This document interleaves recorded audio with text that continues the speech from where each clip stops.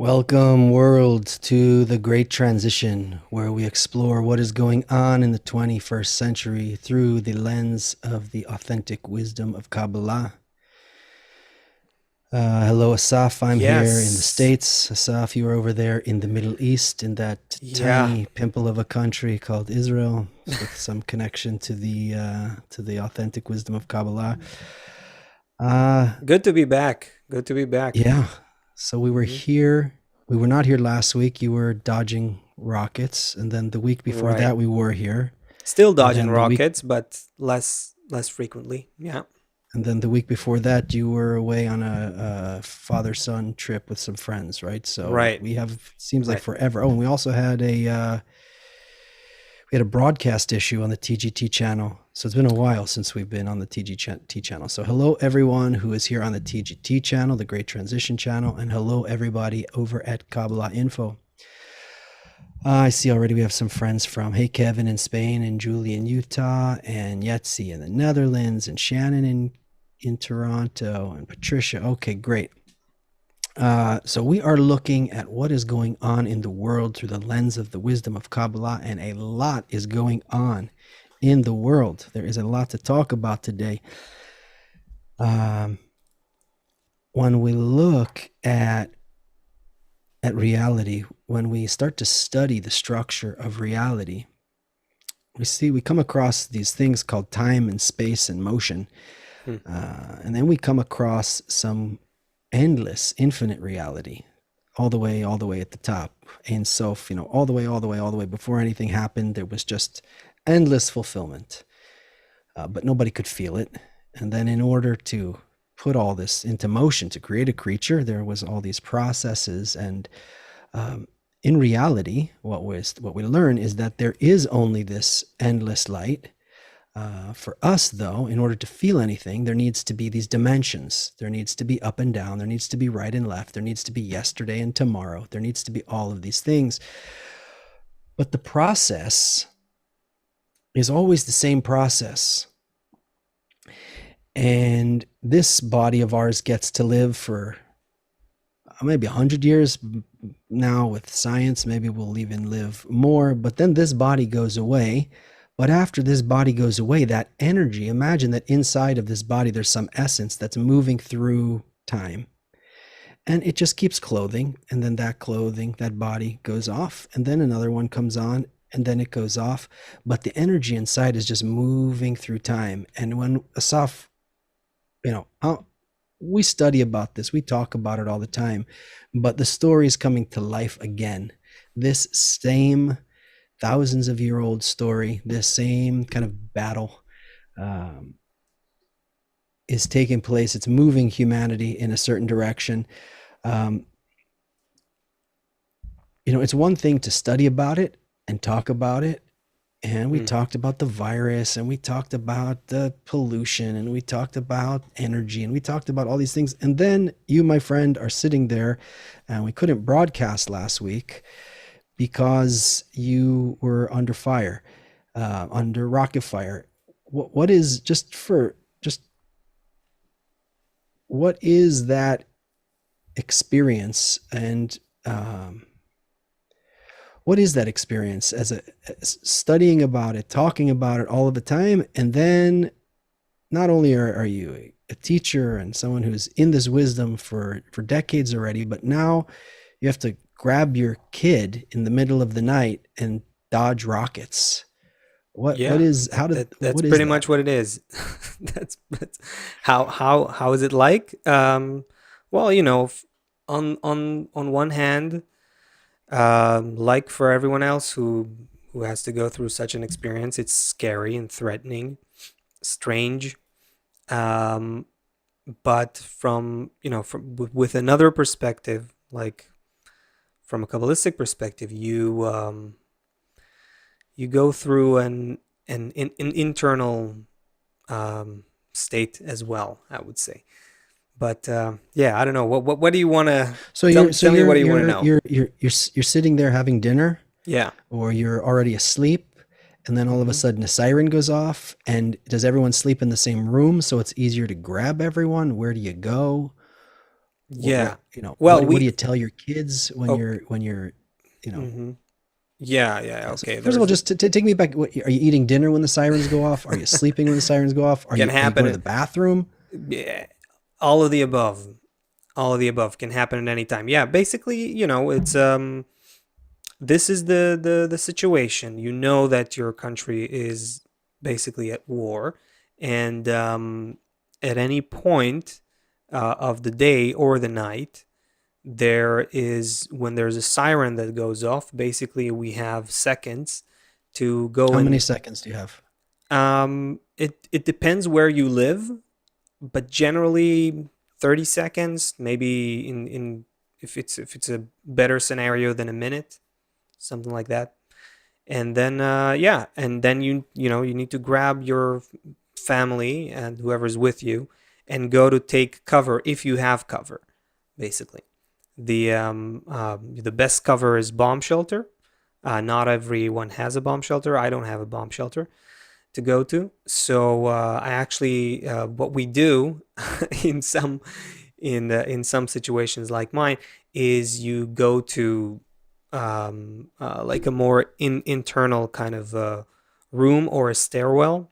So it's a stairwell in my case, and you just go and grab. So you go on to the bottom of those stairs there and just kind of hide under Kind the of, stairs. yeah, kind of. If you have that, yeah, yeah, basically. So we're just like You sit my there. So how wife long do you have and to three sit there? kids. Just we stick to the wall, and Do you bring uh, snacks? Like how long do you have to stay there for? if you you have to stay at least 10 minutes after the siren goes off. You hear booms, like because you hear the rockets exploding uh, over your head in the sky. If it's a in the good case scenario, the bad case scenario is that they explode on the ground. If they explode in the sky, it means that they were intercepted by the Iron Dome, and then you hear a boom, and depending on how close or far it is, basically in most cases, like the house shakes, like the windows are shaking, and it's a scary thing, especially for the kids. Yeah, that's basically the situation. So you have three little ones, right? Your son is the oldest. You have Yeah, my he's what, son, nine, my 10? yeah, my 9-year-old son is, he already understands and feels what's going on, and he can, you know, he gets it. He understands what's And happening. your middle daughter's how old? My daughter is 6 year old. For her, it's more like, she doesn't fully internalize what's happening and what may happen, which is which is potentially a good thing in terms of keeping everyone calm. And then I have my baby, Your little baby. right, who's like 1 year old, and my wife, of course. And then yeah, yeah, so it's an interesting experience in terms of looking at these developing minds and how they each perceive and digest what's going on. Yeah. So only your son kind of gets okay, we're going to hide from rockets right now. And the middle one understands that too, but she's not that, like, I don't it looks like she doesn't conceive of the idea that something actually might happen. Like, she's still like, we're standing there, like all five of us like smushed together next to a wall. And it's dark there typically, as well. So, and she would go like, "Oh, the daddy, mommy, I don't have room here." Like, she's annoyed by like, that's the kind of Mm. mentality of a 6 year old in that situation.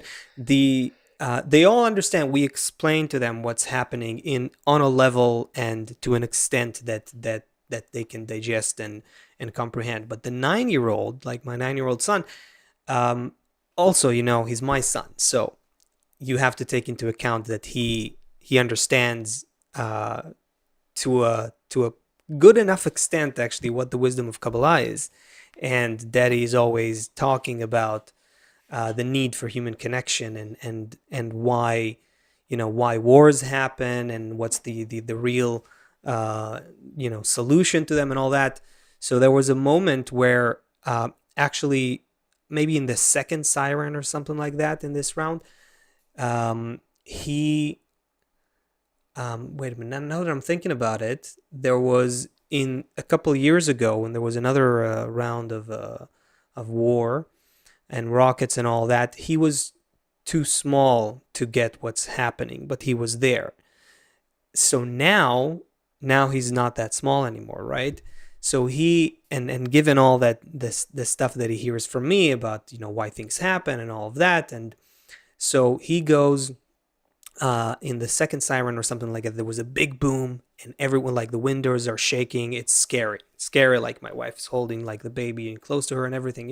It's like scary, and I'm like, I have to be Mr. Calm in those situations because I am like to be the backbone of calmness as much as possible. So he goes. Now I get it, daddy. Like now I understand why you say that we have to achieve this universal connection, this connection between people, where everyone sees each other as family. I get it now. Like he that, and he repeated it like Was it several was it times. was it worth He said it the rocket while attack? And while you know what? That's a tough question because because maybe your from a, son will go on to save the world, and we could accredit it to this rocket attack. So it's a tough question because from a Kabbalistic perspective, and I can't look at things otherwise.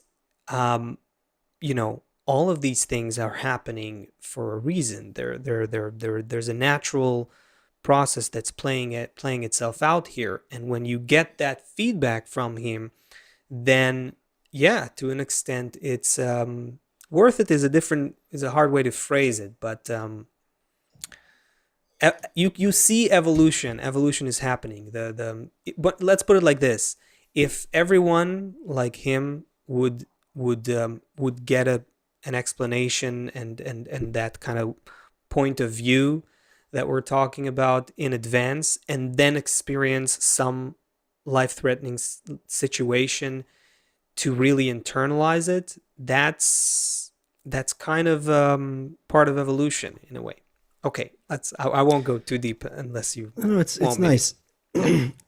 um, what I'm most interested in is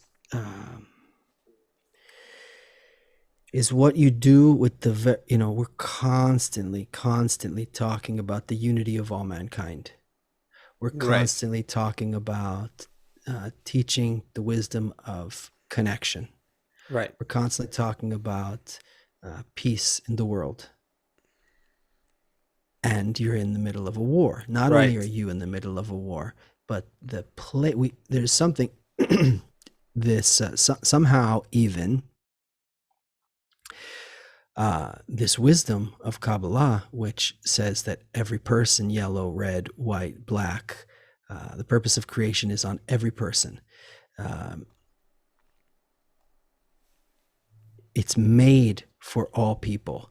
There Mm-hmm. should be no, it says every religion can stay with their customs, but that all people can come together as all of humanity as one body, right? And this came out of Israel, out of this nation. It's so confusing because when we Yes. look at it now, it looks, what is the connection? Certainly, there's no Uh-huh. connection to religion. Certainly, let's Mm-hmm. just put that on the table. This has nothing to do with any kind of Jewish religion. I mean, you could say that there was customs and things that originated from it, but what the wisdom that we're talking about is not related to. The wisdom of Kabbalah is not related to practicing the Jewish religion. And you can't say that the wisdom of Kabbalah is also related to the Israeli government or this state that's a part of the United Nations. But there is something, there is some connection to all of this. Mm-hmm. And I think that, at the beginning of the show, we said that there's this We talked about reincarnation, about this energy, this soul of humanity that's moving through time and awakening to understand who it is through the generations. Somehow there is that I would it be helpful to kind of understand what is this connection somehow between disconnected, between the wisdom of Kabbalah and the what we know today as the Israeli people, the people of Israel. something like that, something like Um, that. yeah, I think that well, obviously, this requires explanation. How do we want to go into that now? Like how deep you want to go into it? I want to go all the way. All the way? Okay. Um, well, the wisdom, like you started, the wisdom of Kabbalah is a universal wisdom. It's not. It has nothing to do with nationality, religion, culture, language, mentality. Um, and definitely it doesn't matter, where you were born or who you were born to, in terms of applying this wisdom. The history of this wisdom has to do with, or the other way around is actually more accurate. The little known birth story of the Jewish people has to do with the evolution of the wisdom of Kabbalah. So the wisdom itself predates Judaism, and it's a universal wisdom that comes 2,000 years or something along these lines before that. You might be surprised to know. But It'd be great to have a Jewish audience and be like, you might be surprised to know that Judaism comes from a Babylonian priest. yeah, but what I did now is I gave a context to the connection, but I don't know if you want me to open it up now, because our title for today is there a way out of the endless cycle of war? That's our promise for today. Are we gonna do good on our promise? I first want to understand, in order to get to a solution, because here's the thing. You ever been in a fight with your wife? Sure. Every couple of days. In a healthy relationship, you should. It should. Okay. Don't lecture me, would you? What I mean is, sometimes when you get in a fight with someone, you stand your ground, and they stand their ground, and you both justify yourselves to the end of the to the end, right? And there's also all kind of systems that actually happen when we get angry. Mm-hmm. The thinking part of our brain shuts off, and we Right. just start acting way more stupidly. So when we get angry, we Yes. start acting more stupidly. Yes. Um, Correct. yeah. So, to just start talking about, well, the Jews this, well, the Palestinians this, yeah, but they're terrorists, yeah, but they have more weapons, yeah, but they get money. It's endless, and it kind of, even you take the smartest people, they're both going to have plenty of points of view back and forth and back. Yes. And by the way, do you know what language they speak in South America? It's a giant continent. You know what language they speak there? Several languages, Portuguese and some. Not a trick question. Most of the continent. Portuguese, Spanish. Spanish, yeah, Spanish, of Brazil course. is Portuguese. Okay, where Portuguese and Spanish come from? Europe. I'll just tell answer me quickly. They Tell come me, from Europe. Yeah, Spanish comes from Europe. Europe. Yeah. But this whole indigenous continent speaking the language of the colonizers from Europe, right? Right.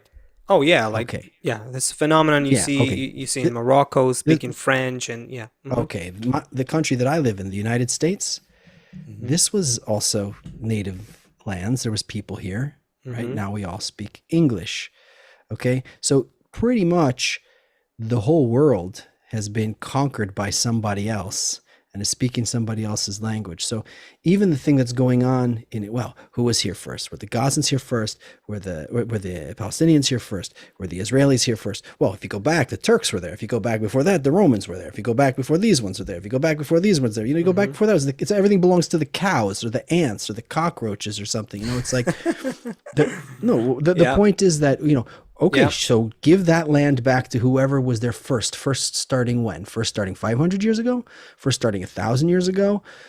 Give this land back to the Native Americans that were here. But which tribe? Because at one point this tribe was here. Before that, another tribe was there. And then this tribe took over that tribe. And then the same thing, So if the Mayans killed the Incas or the Incas killed the whatever, who gets everything? So there's plenty of problems. Actually, there's plenty of problems that are impossible to solve because this is actually nature performing all of this, according to the wisdom of Kabbalah. Nature is developing this, and we're looking at it, and we're naming all of these things as good or bad or in a certain way. But if we looked at it more, how nature developed the planet Earth, how nature makes plants and animals develop, there's constant battles going on all the time in the jungle about who's eating who, about who's sleeping where, about what's happening where, right? So there's nothing very unique about this except the language that we put on top of all this. So to just kind of go to what's going on in the newspaper today and speak to that, the horses say we belong here, and then the grass says no, we were here before the horse, and the horse keeps coming and chewing on us, and then it's endless if we look at it from there. But if we can, so I want to solve it with you today in the next 40 minutes. I want to solve all of the problems of this war in the next 40 minutes, but I want to understand what the real problem is. Right. I would say, to continue on where you started, we need to look at war in a different way. If we look at it from a very human perspective, where we are now, and the story I told you about how it feels on the flesh here, and there are people who had horrible experiences on both sides. That's like the personal subjective perspective through which we see the current state of affairs, right? And then there's people, like you said, outside in the world who are not necessarily in Israel or in Gaza right now, and they have their own opinions about what's happening. But one thing we're seeing, not just in this war, but this is like the go-to example, this Israel-Palestine conflict, is that it never ends. It never ends. Like you said, who was there before and who was there before, and if you go to, and throughout human history, we see this endless cycle. We constantly go back. There's constantly war. There's war, and then there's it stops, and then there's another one. It stops, and then there's another one. And the means of war and the way in which it happens maybe changes and maybe becomes different in terms of the weapons we use or the platforms where it takes place. But it always is taking place.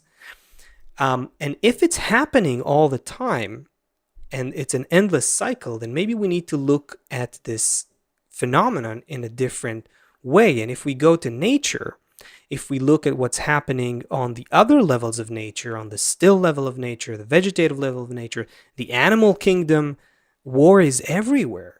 In fact, wherever you see a volcano, Guatemala, Costa Rica, these are big tourist attractions. Everyone wants to go and see it and hike it and look at all of the I thought you were going to say that's war too. That is war. Yeah, but exactly. It's exactly war. It kills a lot of plants and everything. But what happens is it becomes a really lush place, and everybody wants to go visit it because there's a different perspective on what's happening, because we're above the lava. We're above rocks, so we can kind of look at it, understand, oh, the lava falls, it burns this, makes this happen.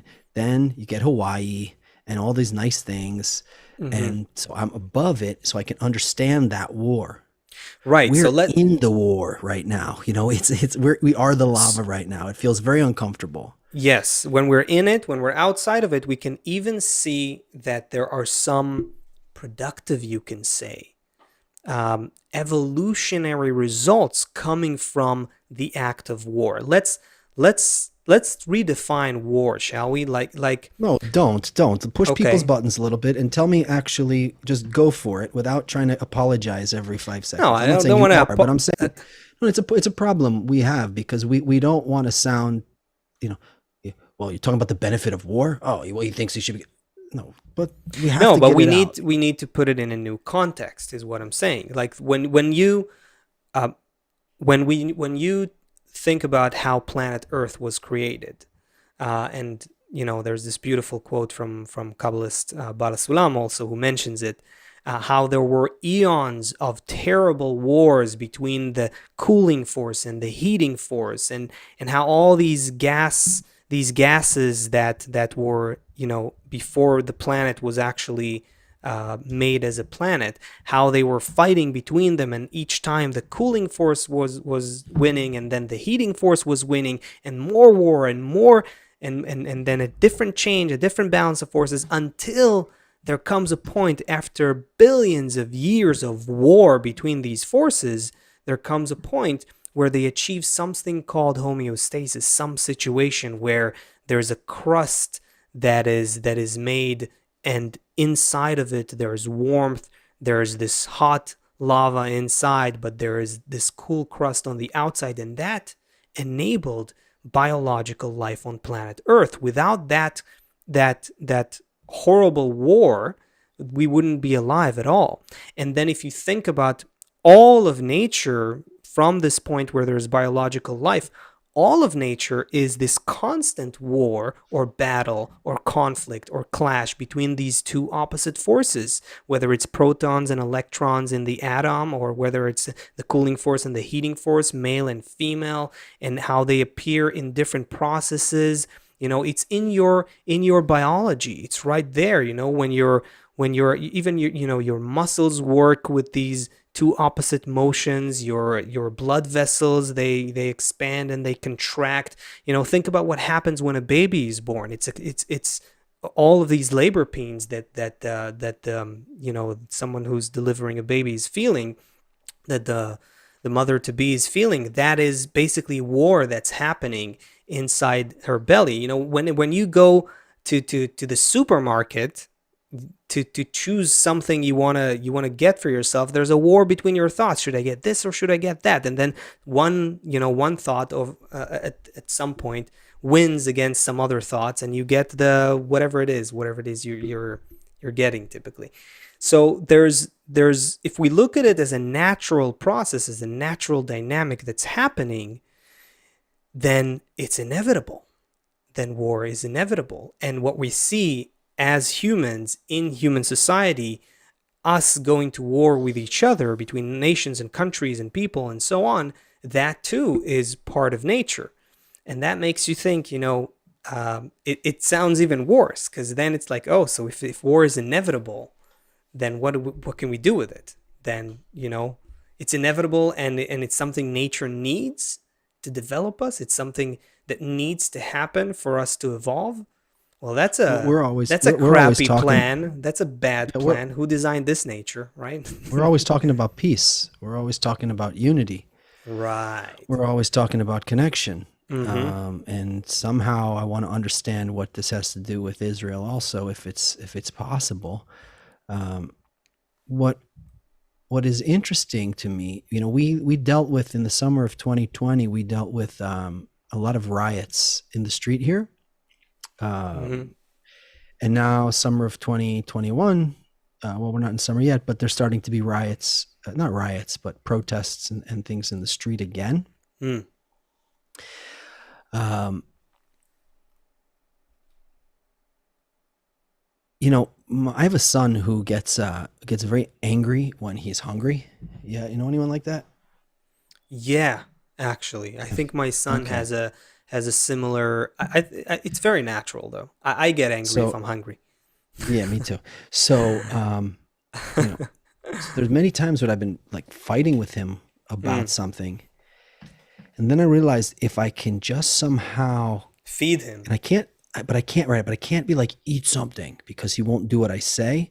But if I kind of in a sneaky way, like leave a piece of chocolate out or like put something and then Mm. like somehow get him, then I could like it's something changes. I guess his blood sugar changes or whatever. And then we can have a conversation.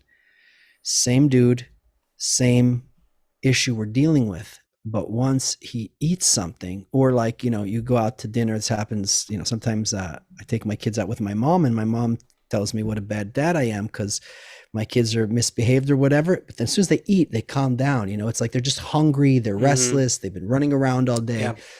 Once they eat, they can chill out and they're well behaved and whatever. But little, small, younger people who don't have control over themselves and understand, and even for us adults, sometimes we do it. We get Yep. agitated if we're hungry, right? Yeah, we So might here you we take might have more control over it, but maybe. we definitely get angry when we're So hungry. Yeah. so here you take a person who is won't listen to you, just is fighting with you, won't behave.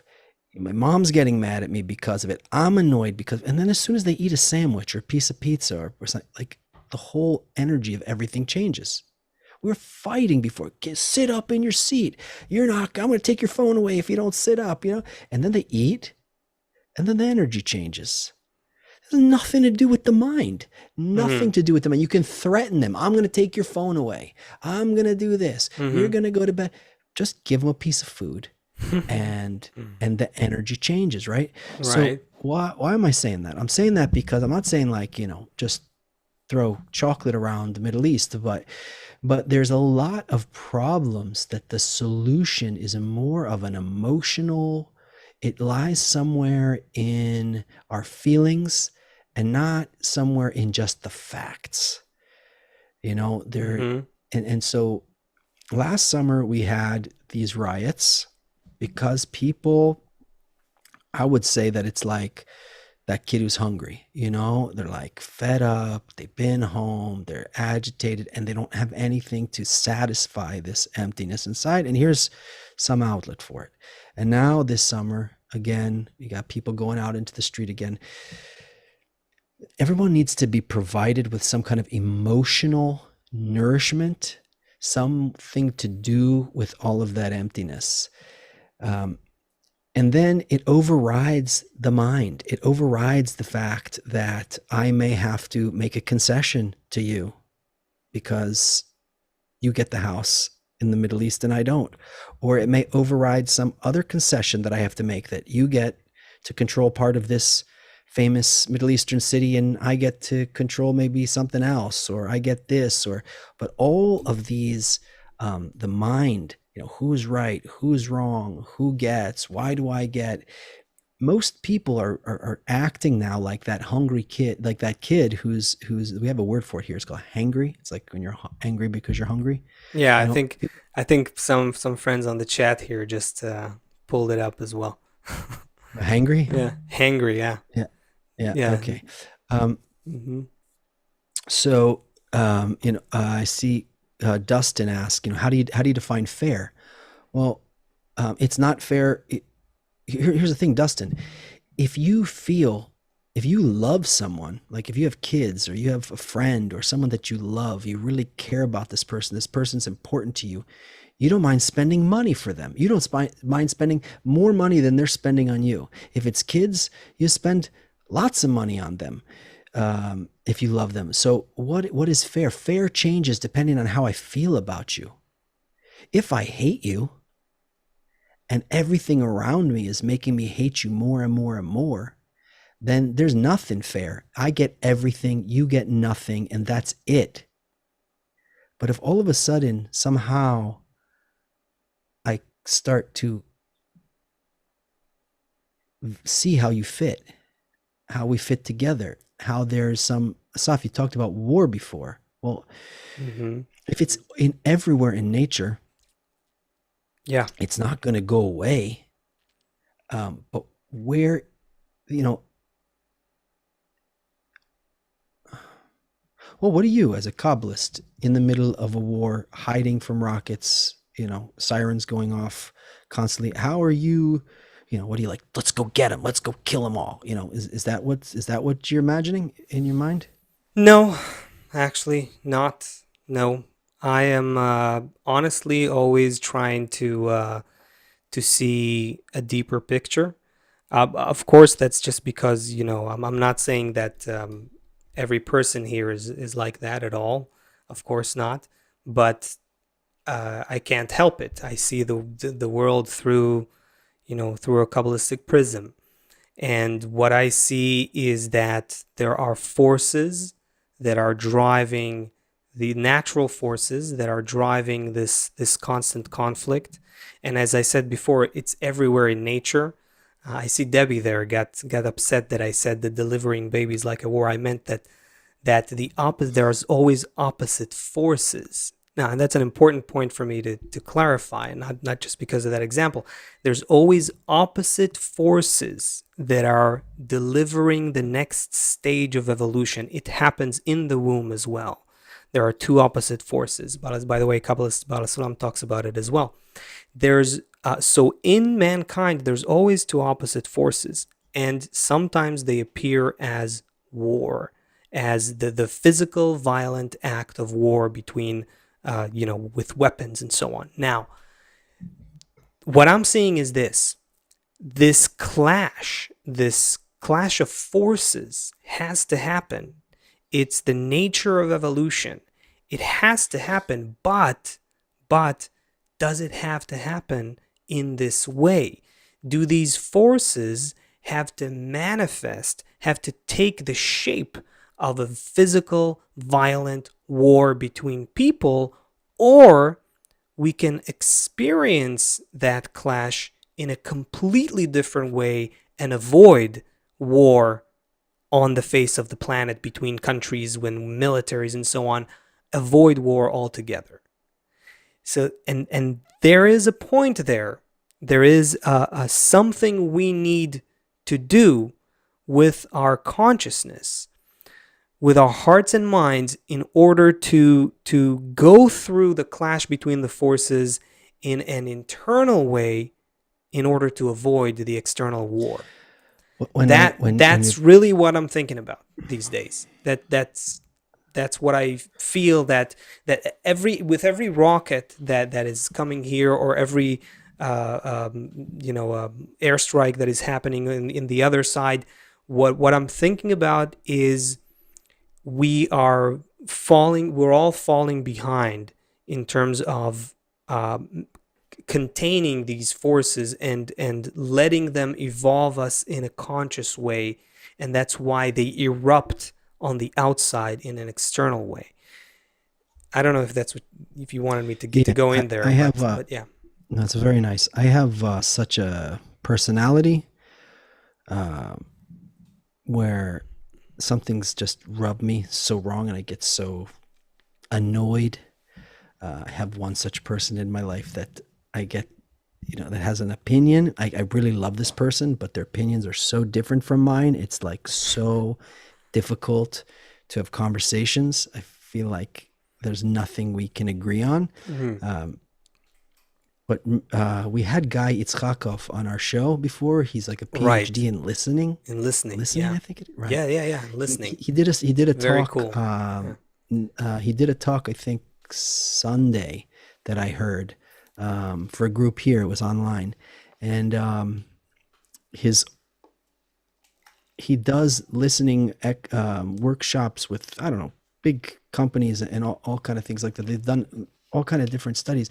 When you actually listen to a person, pay attention without your phone, without being distracted, when you just listen to a person, that person becomes more. There's all kind of science, and anyone here who's interested should look up the science of listening and how it affects the one who is being listened to. Yeah. For me to listen to this person was a war. Probably worse than the war between Israel and Palestine right now. Mm-hmm. Yeah, no. I hear you. I hear you. I have to deal with this all the time. I hear you. I understand what you mean. When you can bring yourself to listen to somebody else's opinion, let them exist. give them a place in the world, in your consciousness, where that person can exist, they change. Mm-hmm. I didn't say I change. Yeah, yeah, yeah, They yeah. change. When, When you yeah, start to listen, when a person feels listen to. listened to, Yeah, they become less entrenched in their views. Their that again, our friend, we should bring him on sometime soon, maybe to talk about it. But he has the research that to show that when we feel listened to, we are more flexible, more receptive to other views. We are hearing the others better. It's a dynamic mutual process that's happening.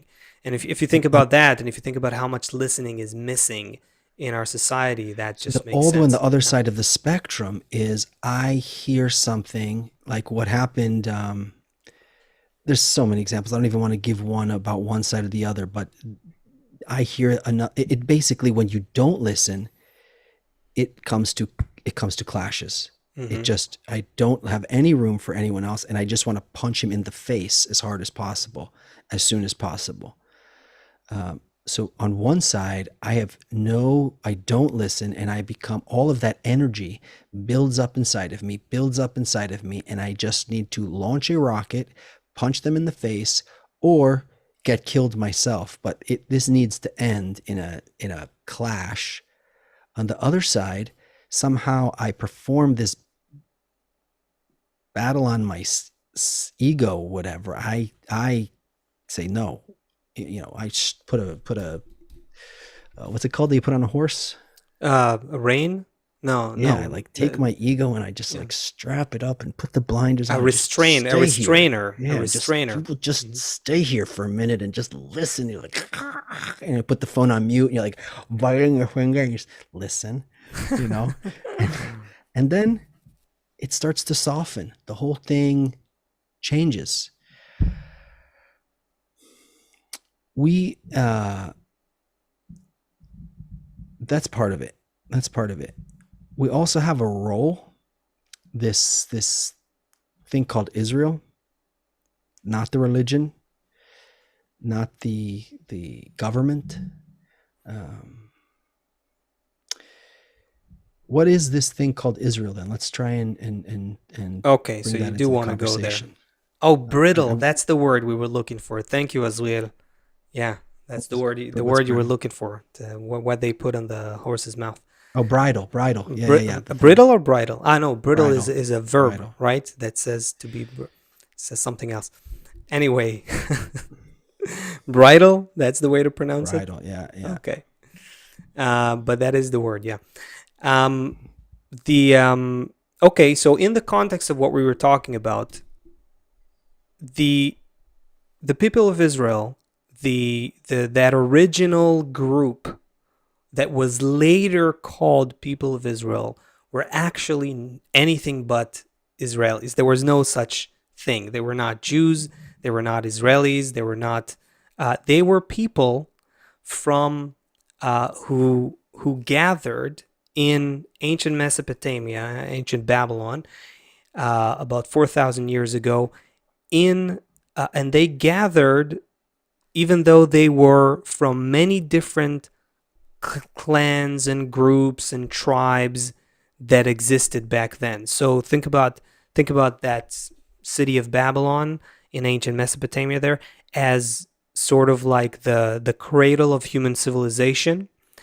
And it was a very multicultural area with representatives from almost all of the different nations that existed then. It wasn't a nation in the sense that today we have nations, but they were national, like different groups and tribes and clans of people and so on. And so they were exactly um, able to do what unified them, what brought those people together as a group, was that they were able to do exactly what we were talking about a couple minutes before. They, just as everything in Babylon was going into a war, external war, people started hating and fighting and biting and not listening to each other, and they couldn't even understand each other. They developed different points of view about who's in control and this kind of conflict began. And then some people, representatives from all of these different groups, were able to recognize that this is a natural force, that this natural force of nature separates people and causes them to have these feuds and conflicts. And they were able to take all those conflicts on the inside. They understood that if we manage to internalize the conflict, and that each and every individual sees that as their inner work to go through that conflict internally and rise above it, to discover deeper unity, greater oneness, greater universal connection between people, then these conflicts will... Hold on. You just made a jump, which I didn't follow. They're gonna how are they gonna achieve universal what?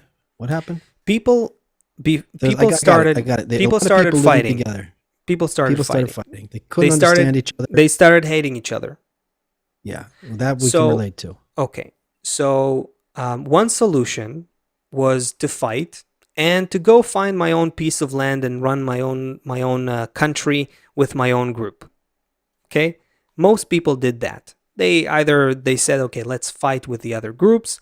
Let's go somewhere place on planet Earth and build our own gang here. Okay, this special group that we're talking about said something else. Said, no, we recognize there is a force of nature separating between us. We recognize we're starting to hate each other. Let's try to all make a conscious effort to rise above it. Each and every one of us will go through that war internally with himself and herself. We'll go through this war in ourselves and strengthen our connection even more. Does that make sense? Yes, no, partially? Keep going. I don't like the big jumps, but keep going. Tell me where the jump is.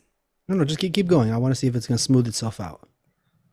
Okay, so that group, they had there was a person who guided them. This is what we refer to as Abraham, and that in Kabbalah, Abraham doesn't necessarily mean that person. It means that school of thought of rising above all the differences, working above your own ego to discover greater love towards your fellow men.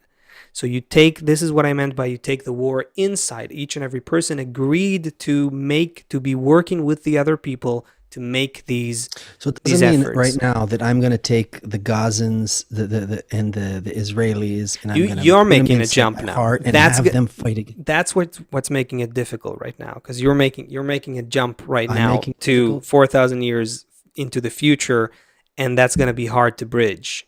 if you want to make it clear. An internal, how are we? What is this internal thing that's going to? Okay, I want to kill you. Unity and humanity. I want to kill you. Okay, like you said, and I can just say, okay, so I'm going to build a military and do my best to kill you. Okay, that's one way to solve the hatred that I now feel towards you, the lack of common interests that I feel with you, this sense of separation between us. Not even your fault, by the way. This is just nature's developing you. Of course. And you used to be fine in a cave, and now nature developed you and you hate me. That's a critical point. That's what these people understood that the others didn't. That's what we were talking about a couple minutes into the show, that war is a part of nature. The conflict, it doesn't have to appear as a physical, violent act of war, but the conflict between opposite forces is a part of nature. It's an inseparable, integral part of nature. These people understood it. They understood, of course we feel hateful towards each other. This is nature's mechanism to evolve us, to raise us to a new level. But if we don't participate with it consciously and go above it, go to where it's taking us, which is another level of connection, a greater level of connection, then we'll just find ourselves fighting, which is what the rest of the people did. Yeah. So if I start to get mad at Hamas, or I get mad at Bibi Netanyahu and all his gang, um, I said you're making I'm it more miss complicated like that for a reason. Because okay, go ahead. I'll tell you I, why in a I'm miss second. I'm Mhm. I'm missing that these people used to be cavemen and they were happy as cavemen, and then they developed and they had desires inside of them for one reason or another, and it's really not, none of them are really even to blame. They don't have any control over these desires that are arising inside of themselves. Right, but it's complicated. It's more complicated because if you're already if you and I are already right now fighting, and you're gonna shoot me in a second, I might Okay, as well, okay. go and hide somewhere. So I can't now Okay, just so work right, on we're not connecting going to with you. just, See, sit in a corner and sing songs and the world is going to that's come into peace exactly tomorrow. So that's there's, not gonna okay, work. I just want Yes. to, so we're going to leave Okay. that aside and we understand that. Hmm. A Kabbalist lives in two worlds, and I got to eat, right? I need to go to the bathroom, I need to shower, brush my teeth, and if someone's coming to kill me, I have to either run If a away or war is protect already myself. happening, if a war is already happening, you need to protect yourself and you need to strive towards finishing it and finishing the war so you'll Okay, stop fighting, let's you know? leave this level aside, but I want to understand um, the program here, the essence of where is this war coming from and where is the solution for this. The war is coming from nature as a mechanism of evolution. Every level of nature goes through war all the time between opposite forces. In mankind, these opposite forces also exist, driving us to our next level of evolution. But the solution to this endless cycle of clash, of conflict, we're not going to change. That's not going to change. Plus and minus have been creating planet Earth and everything on it and all of evolution for millions and billions of years. It's not going to stop. But the human being has a conscious role in this war of opposite forces. If we become conscious of this and we begin to experience these opposite forces within us, and we find a way to bring them into balance within us, inside of us. Every person has to find that he has a positive force and a negative force, that he has an egoistic inclination and he has an inclination towards unity, towards connection. And when we go through that battle within us in a conscious way, in a participatory way, then we prevent these forces from materializing in the external world as a war between us with guns and rockets. Does Yeah. Corey said, why can't Corey Blake said, why can't we integrate? And Corey, imagine you're listening to the show now, and you say, yeah, we should be able to get along with one another, and I'm gonna really try and listen to someone, and it makes sense. And then you go out into your life, and you know, this afternoon you get a phone call from someone at work, or something happens at the store or whatever, and all of a sudden you're like, listen, I believe in peace, but not with this idiot. Or listen, I agree about peace, but maybe tomorrow I have to deal with this moron over here, this whatever. So why can't we integrate? Because it's not enough that we understand that we need peace. We have, from the side of nature, as Asaf was saying, these desires that constantly renew inside of ourselves. It says that a person is a small world, just the same way that we see that every day it becomes light and then dark and light and then dark.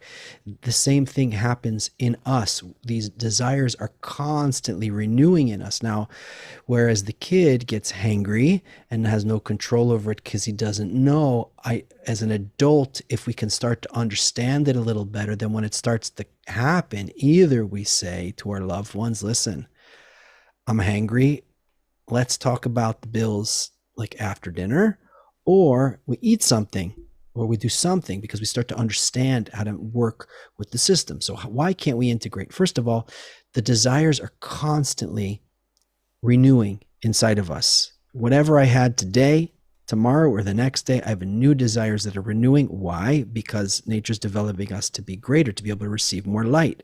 So in order to receive more light, that vessel needs to get bigger and bigger. So here's the trick. Here's why we're here in this show. Here's why we're gathering all the friends around in these kind of things. This is what the whole point of this.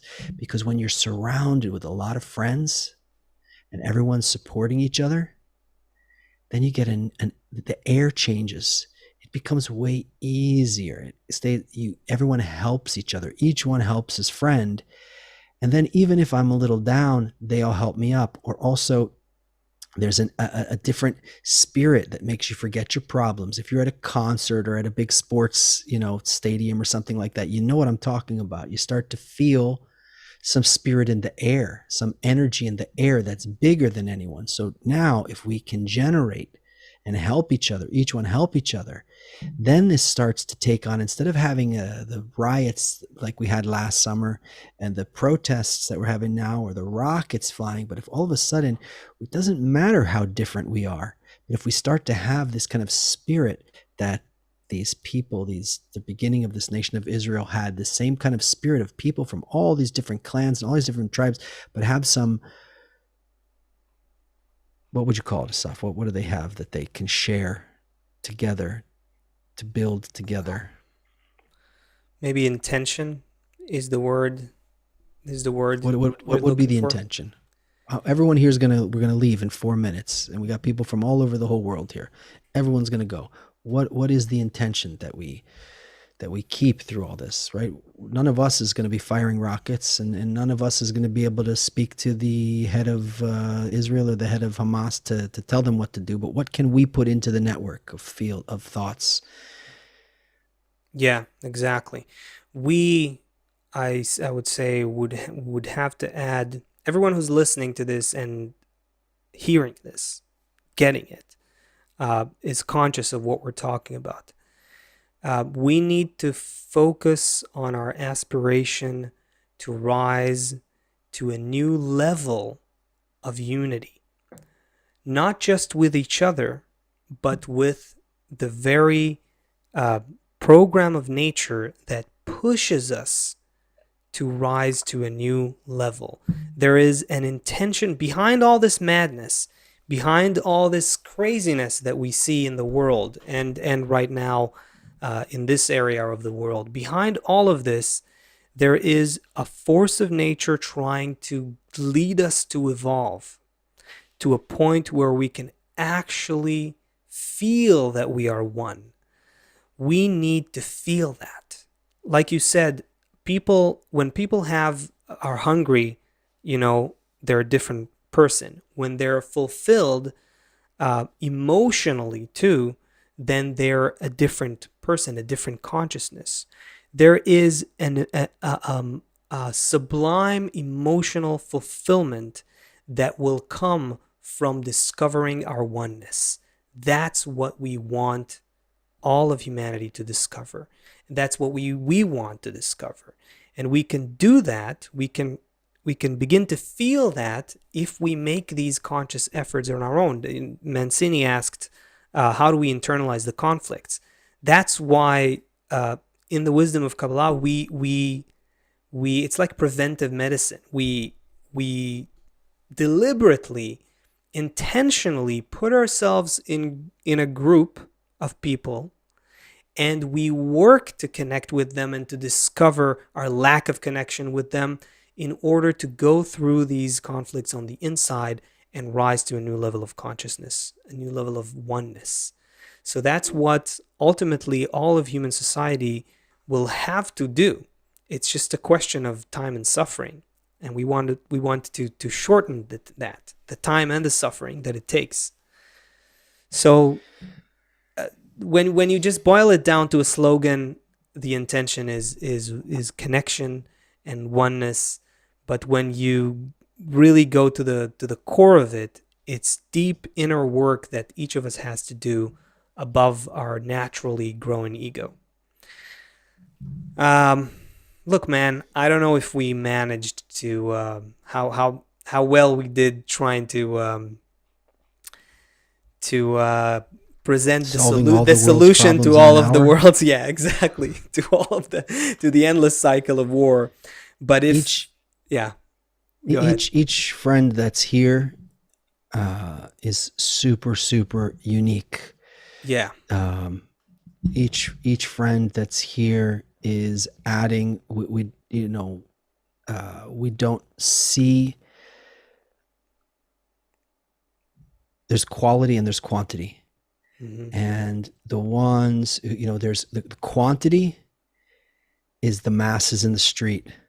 The quantity is the people just repeating the same BS that's in the media day after day, just complete BS from both sides. It's all garbage, yeah, disgusting. The left wing media, the right wing media, it's all junk. It's just rot. The quality of each one who's looking for a way to come to a good solution for all humanity, each person like that. I mean, every person is valuable, but in the state we're in now, those people are the ones who are going to help. Those people can carry, each one can carry 1,000,000 people with them, 100,000 with them, because once that fills the air, that intention you were talking about, and we start to feel that emotionally, you could affect millions or billions. You don't even need to do it. It's in the air. If enough people do it right now, you turn on the media because there's something and everyone just filled with hate. 54 died here, 100 died here, this one died here, bomb there, right? But if it changes, if enough people can have it change, then through the air, everyone's like, and he's helping over there and she's fulfilled there and this one's here. And now everything changes. So everyone here, try and feel the value of what you bring and how important it is to have these intentions constantly, as much as possible, to be thinking about this love and how to overcome ourselves and to not negate yourself. It's a body. All humanity, or each person is a cell in a body. So, if you're the lung cell, the heart cell, the brain cell, the body won't function without you. Each one needs to bring that. But then above what I want, I need to live for the whole body. And we start that in our hearts. yeah. I think we should sing. All right, everybody. We'll see you next Tuesday. Hopefully 2 p.m. Eastern. by then the world will come down a little, just to give us more opportunity to focus only on our intentions, to connect and prevent the next war. That's what we're doing here. I would literally say that we are preventing the next war the here. next war. Yeah, right now, with everyone who's listening, with everyone who wants this and understands what it takes internally. Let's do it.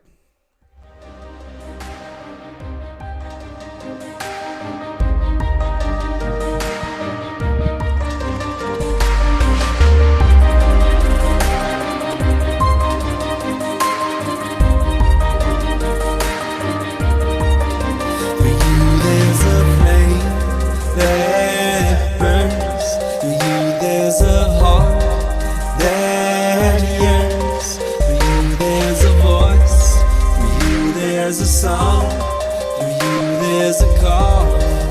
Oh, there's a one, for you there's a space to live, an ocean of gifts to give. For you there's a place to see every part of me. Behind the disguise, above all the lies, don't know where I begin and where you end. The dance of the stars, like kisses the dark, a fountain of love.